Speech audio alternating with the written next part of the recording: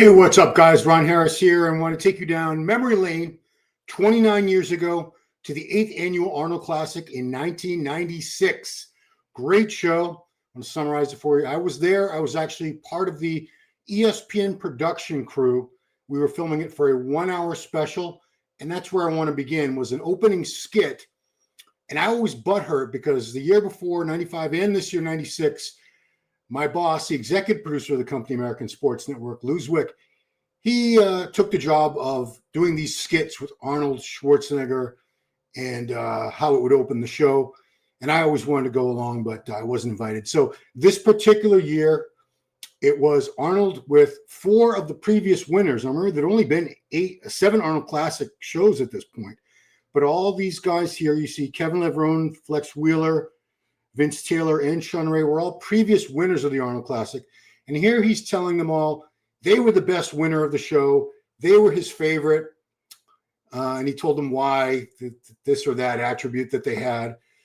And at the very end, you'll see Kevin Levrone confronts Arnold, says, "Hey, Arnold, you just told us all we're the best. We can't all be the best." I think Lou wrote the script for this. And Arnold said, "You know what? You're right. I can't play the audio. I'll get a copyright strike. You're right. We're going to find out who's the best on stage at the Arnold Classic." And they all agreed to that. But I thought it was really cool the way they did these skits. And like I said, my boss, Lou, did those by himself. I was usually sent off to do backstage interviews, go around the expo and shoot B-roll, which is fine. I was getting paid, and I was getting paid to be at the Arnold Classic and be backstage, and knew all these guys and got to see them up close and personal and talk to them and everything. So no complaints. But here we see Kevin confronting Arnold. I just thought it was a nice touch that Lou added to these with the opening skits. The year before, in a previous video I had, it was Arnold and Franco in a limousine on the way to the venue, looking at the program and talking about how great each of the guys were. And then Franco saying he could beat all these guys, and Arnold saying, "No, these guys are better than I ever was." So it was really cool. All right, so we're going to go through the top five placings of this, starting with Shawn Ray. Shawn had actually won this show twice, and he only did it 3 times. Now, the first time he won it in 1990, there was a drug test, and he and several other athletes were disqualified. So he had to give back. Actually, I don't think they'd paid him the check yet, so he didn't have to give it back. But he had to give the trophy back, and he didn't get the money. Mike Ashley, who was the runner-up, who passed the drug test, was declared the winner that year. But Shawn came back the next year, the very next year, 1991, when there was no drug testing, and won the show decisively again. That would be the only other time he won it. He only did this show one more time, and this was it, 1996, where he got 5th place. Surprising that a guy who was so well accomplished and had been runner-up at the Olympia and would be runner-up again was only 5th place here. But no complaints about the judging. It was a tough top 5, as you'll see. This was almost a who's who of the great 1990s bodybuilders. One thing you will notice about Shawn and most of the other guys, everyone except Dillet, was that the posing routines. There's Mike Francois, who won the show the year before, on his birthday right there in Columbus, Ohio. The posing routines of these guys, and there's the late Gregory Hines, the actor, was right behind him. Gregory Hines was a huge bodybuilding fan, went to a lot of the pro shows in the 80s and the 90s. Shawn put a lot of effort and time into being a great poser, very graceful, still powerful.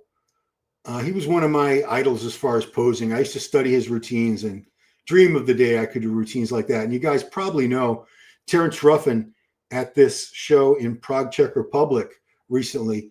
He emulated or replicated one of Shawn's routines, pose for pose. I think he even used the same music. That's how much respect that Rough Diesel had. And it was an homage to Shawn Ray, who was definitely one of the best posers we ever saw in the sport. 4th place went to Vince Taylor. So Vince did the show several times. He had won, in 1991, the first year he did it, took 3rd place there. He came back in 1992 and won. Came back in 1993, the year Flex Wheeler won in smashing form. Took 3rd place. 1994, Arnold Classic, he was run-up to Kevin Levrone. He got 4th here. 1997, he came back and got 5th. 1998, he was third place in the Arnold. In 1999 would be the last year he competed in the Arnold Classic. That was seven appearances at the Arnold. He took sixth place there. He was 39 years old here, 5'8", 230 pounds.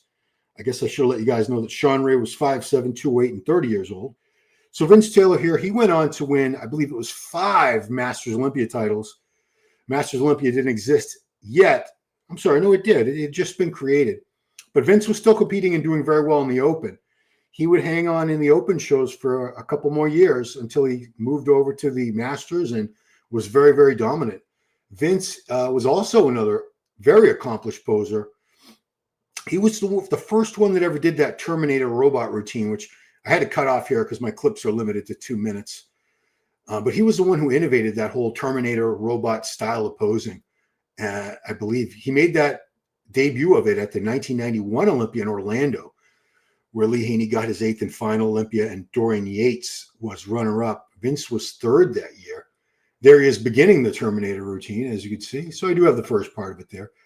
And nobody did it quite like Vince. King Kamali did a really good version of it as well. Many other bodybuilders. I've even seen guys at the local and regional level with varying degrees of success trying to do that Terminator routine. But Vince Taylor, definitely one of the stars of the 90s, someone who doesn't get enough credit and recognition in the modern era. A lot of the young guys, they probably never even heard of Vince Taylor. Another fun fact about Vince, he's down in Pembroke Pines, Florida. He's 67 years old. He looks fantastic. He still looks like he could get up on that stage, and I'm sure he could. Now, third place, we go to Jurassic Paul. Yes, the nickname I gave him. Paul Dillet, 6'1", 285 pounds, 29 years old. His first Arnold Classic had been in his rookie season, 1993. Took fourth place at that same show that Flex Wheeler won. 1994, he came back looking amazing, but froze up, completely had a full body cramp on stage, had to be carried off stiff as a board like a mannequin by, I think it was 2 or 3 different guys. 3 or 4 guys might have had to carry his big ass off. That was from diuretic overdose or miscalculation. His entire body locked up. So he missed out on that entire show. He was withdrew due to injury is what it would say on the score sheets.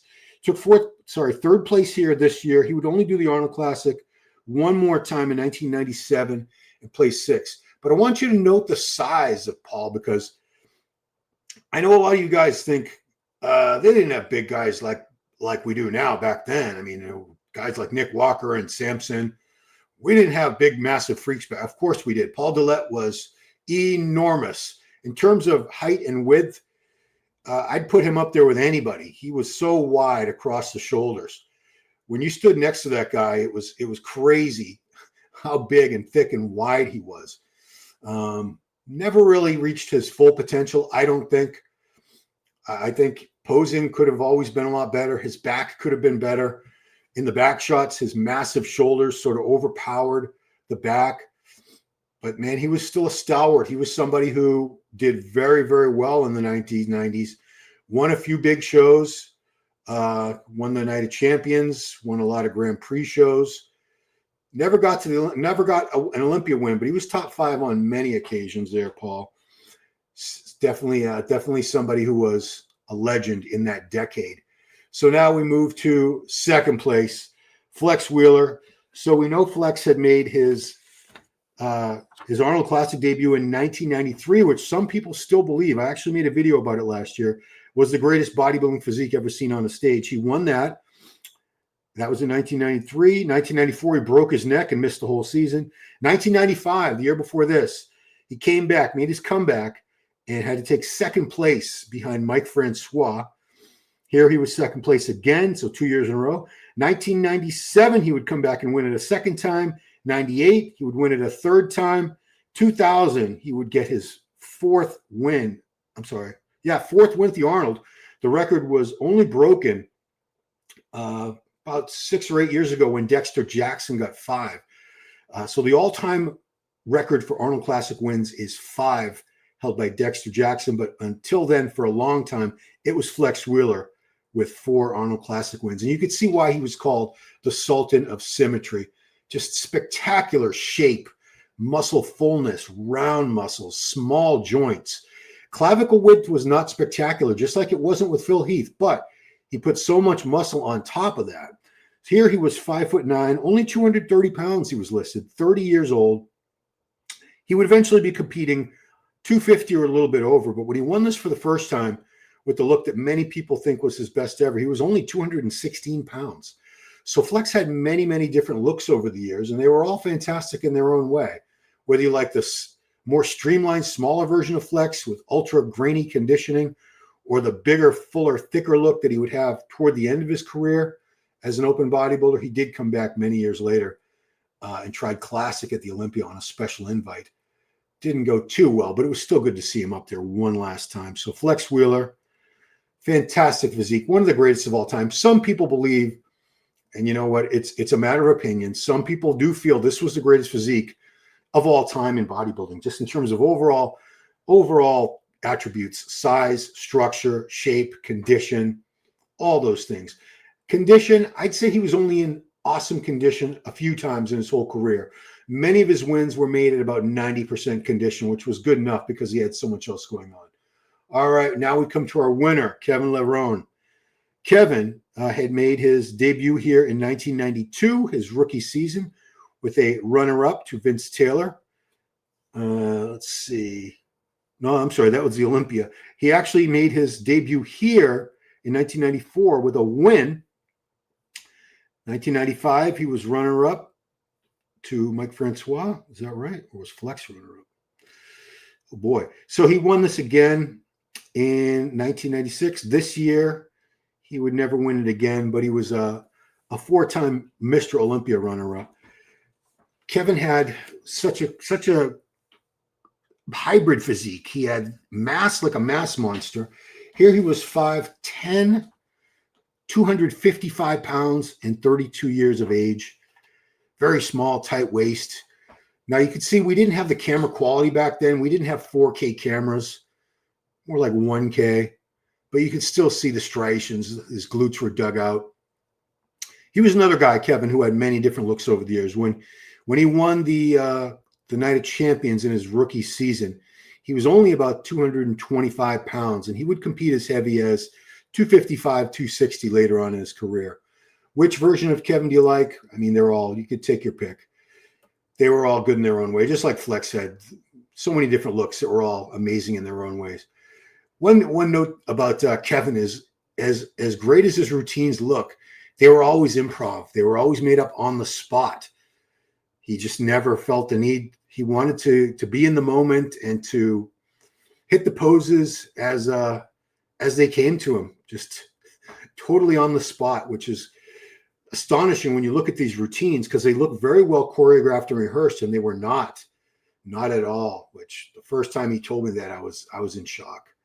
Kevin Levrone is your winner. But here, let's go to the awards. And we see that Vince Taylor has gotten fourth. Look at the size of Paul Dillet there on the right. Just massive. You can see he was a little taller than everybody else and just so much thicker. 285 pounds on stage. There he is getting his third place announcement. And it's going to come down to Flex and Kevin for the win. But those arms on Paul, the shoulders, it was a sight to see, guys. You know, it's crazy because you see him now. He's the president of his own federation, a physique competition federation called WBFF. And he hasn't trained in many years. He hasn't juiced and eaten like a bodybuilder in many years. And he is a very slender guy. It's crazy to see how small he actually is now. When you used to see him, or when you were accustomed to seeing him, so huge for all those years. But you know, he went on to different things, and he didn't look back. And I don't think he's crying about not being 285 pounds ripped anymore. So Flex Wheeler, second place. It was a close call. Look at the triceps on Kevin there. Some of the best triceps, shoulders, and chest of all time, Kevin Levrone. As you can see, that he was just so full and round, so massive. So first place back there was $100,000. This coming March, the first prize is going to be $750,000. It was up from $500,000 this year. So massive increases in how much money these guys are being paid, and it's about damn time. The first Arnold Classic was Rich Gaspari. I think he got $50,000 or $55,000 in '89 for winning that. So you can see the progression. They also used to get a Hummer, the car called the Hummer. And there's the prize money right there. So for a long time, the winner would get the first place check. He would get a brand new Hummer. Value at the time in those dollars was like around $60,000 or $70,000. And they used to get an Audemars Piguet, I don't even know how you say it, a custom watch. I think it was like solid gold with diamond crusted. It was like a $30,000 watch. So that was the 1996 Arnold Classic, the 8th annual edition of it. The next one is coming up next March. And again, the prize money is so much higher now. But I thought you'd like that little trip down memory lane to see how things were almost 30 years ago, the quality of the physiques. I do wish the footage, the cameras were a higher resolution like we have today, so you could really appreciate how great these guys looked.